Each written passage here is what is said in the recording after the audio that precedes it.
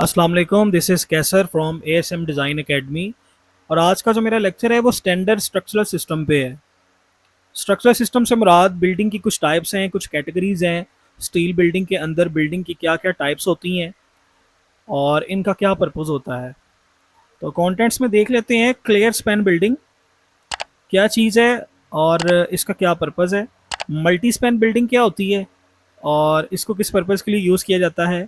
Multi span one, multi span two, three, ये सब discuss करूंगा। उसके बाद स्पेस सेवर बिल्डिंग क्या होती है और लीन टू बिल्डिंग क्या होती है। अच्छा जी, क्लियर स्पैन बिल्डिंग।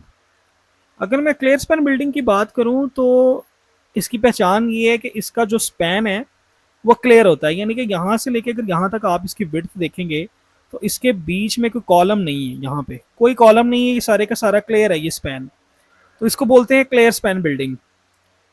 इसका पर्पस क्या होता है, वेयर हाउस जब हम बनाते हैं तो हमें बिल्डिंग के अंदर कुछ क्लियर स्पैन रिक्वायरमेंट होती है, ताकि हम जो है उसके अंदर हमारी अगर कोई गाड़ी जानी है या बहुत सारा सामान जाना है या मशीनरी यूज़ होनी है तो हम वहाँ पे क्लियर स्पैन देते हैं। फैक्ट्रीज में भी कुछ इस तरह का सिनेरियो होता है।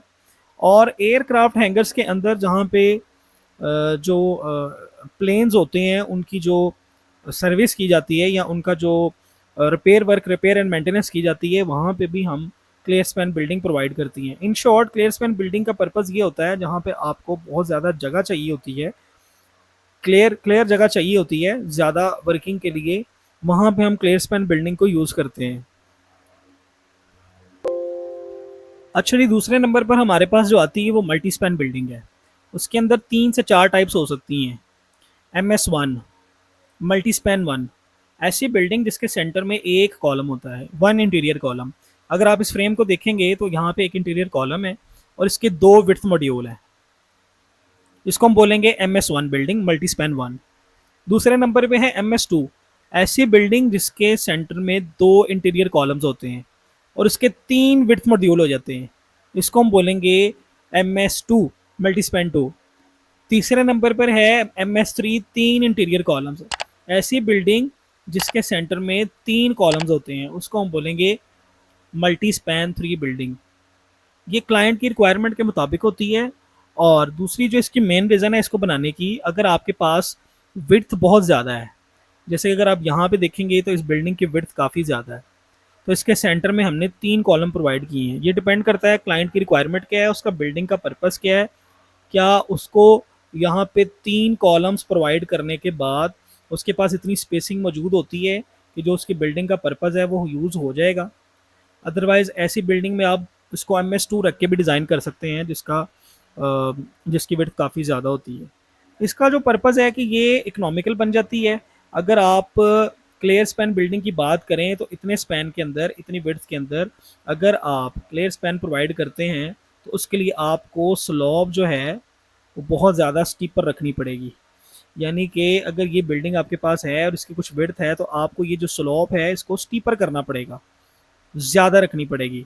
अगर आप क्लियर स्पैन में स्लॉप स्टीपर करते हैं तो उससे आपकी जो इकॉनमी है वो डिस्टर्ब होती है और बिल्डिंग आपकी काफ़ी एक्सपेंसिव हो जाती है। इसलिए हम मल्टी स्पैन बिल्डिंग प्रोवाइड करते हैं। ये क्लियर स्पैन की निस्बत इकोनॉमिकल होती है।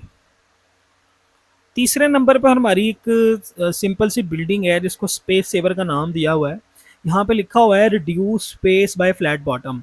अगर आप देखें तो इसमें जो ये राफ्टर लगाया गया है यहाँ से यहाँ तक, इसके बॉटम को बिल्कुल फ्लैट कर दिया गया है। ये बेसिकली ऐसी जगह पे बनाई जाती है जहाँ पे आपको स्लोप जो है वो बहुत ज़्यादा रिक्वायर्ड नहीं होती, और उस स्लोप को प्रोवाइड करने के लिए या बिल्डिंग किसी ऐसे एरिया में जहाँ पे आपके पास ज़्यादा स्पेस भी नहीं है, आप उसकी बहुत ज़्यादा हाइट नहीं दे सकते बिल्डिंग की, तो फिर क्या करते हैं यहाँ पे बॉटम को फ्लैट करके राफ्टर के अंदर ही स्लॉप निकाल दी जाती है। अगर आप देखेंगे तो इस राफ्टर का जो बॉटम है वो बिल्कुल फ्लैट है, लेकिन ऊपर जो है वो स्लॉप दी गई है।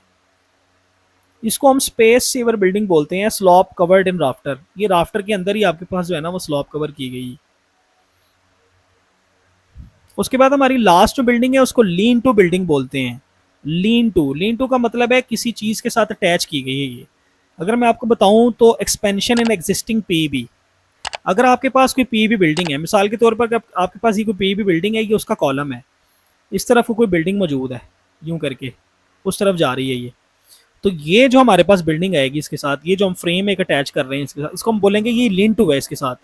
ये फ्रेम उस वाली बिल्डिंग के साथ लीन टू है, यानी कि ये आप उसके अंदर एक्सपेंशन दे रहे हैं उस बिल्डिंग में, साइड पे एक्सपेंशन दे रहे हैं, यहाँ जहाँ भी रिक्वायर्ड है वहाँ पे दे रहे हैं, एक सिंगल राफ्टर और कॉलम के साथ, और उस राफ्टर के अंदर एक स्लॉब भी है।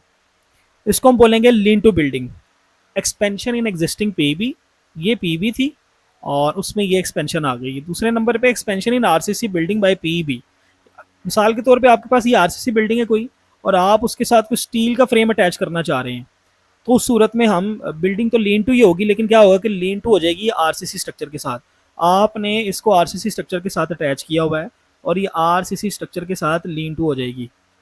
सिंपली लीन टू बिल्डिंग की डेफिनेशन ये होती है, और इसका पर्पज़ यही है कि आप किसी बिल्डिंग के साथ कोई एक्सटेंशन लगाना चाह रहे हैं, सिंपल सा इसका ये पर्पज़ होता है।